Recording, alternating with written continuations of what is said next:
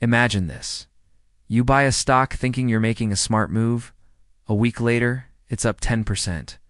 You celebrate. Meanwhile, a hedge fund just made 10 times your gain and didn't even take a single risk as you did. Here's how they do it. Hedge funds don't just pick stocks. They borrow billions. They manipulate timing, using algorithms that react faster than any human.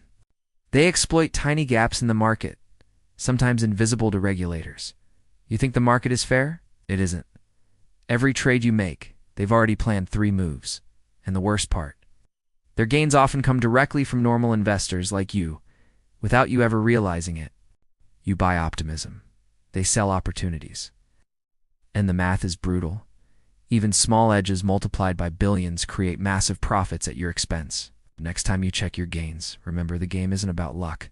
It's designed for them. And you might be playing without even knowing the rules. If this made you think differently, comment more, and I'll make the next video. Like and share this.